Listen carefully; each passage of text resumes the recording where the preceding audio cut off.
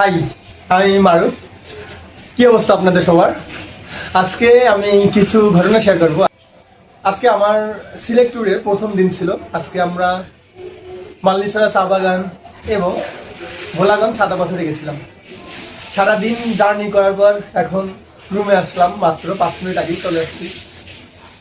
আজকে কিছু গুরুত্বপূর্ণ সময় পার করলাম।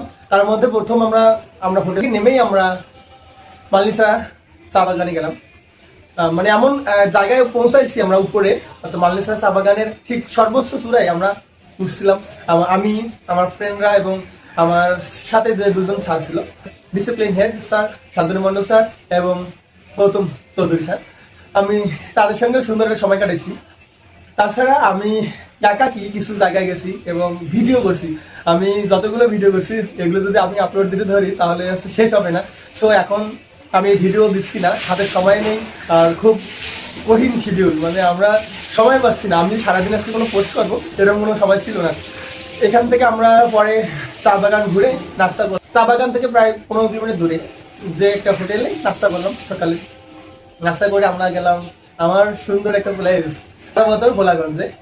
সব থেকে সুন্দর একটা দিন পার করছি। আমি একটা জিনিস বারবার বলতেছি যে আমার যতদিন আমি বেঁচে আছি, দীর্ঘ 24 বছরের আমার সব থেকে সুন্দর, আমার জ্ঞান হওয়া পর্যন্তই সব থেকে সুন্দর একটা দিন আমি আজকে এক্সপ্লেন করলাম সাদা পাথর ভোলাগঞ্জে। আমার একটা এখানে মেসেজ সবার প্রতি যে আমাদের জীবনে একবার সিলেট আসা উচিত এবং সিলেটের ভোলাগঞ্জে আসা উচিত সবাই একবার হলেও। চলে আমি আপনাদের কাছে বলা যায়, রিকোয়েস্ট করতেছি, অনুরোধ করতে, যাই বলেন, তবে জায়গাটা এত সুন্দর বুঝাতে পারবো না আপনাদের। আমি ভিডিও, ছবি সবকিছুই আছে আমার কাছে, আমি সবগুলোই আপনাদের কাছে ধীরে ধীরে সবকিছু শেয়ার। এখন রাত 8টা পার হয়ে গেছে, যদিও হাতে ঘড়ি নেই, ঘড়ি এখানে রেখে আসছি। আমরা রাত 9টা 30-এ শাহজালাল রহমতুল্লাহ মাজার চলে যাবো, মাজার ঘুরবো এবং আমাদের সুন্দর একটা আরেকটা অধ্যায় পরিসমাপ্ত হবে। শাহজালাল রহমতুল্লাহ মাজার ঘুরে এসে আমি শাহজালাল বিজ্ঞান ও প্রযুক্তি বিশ্ববিদ্যালয়ে যাবো এবং এখানকার যাত্রা হয়তো শেষ করে দেবো আজকে।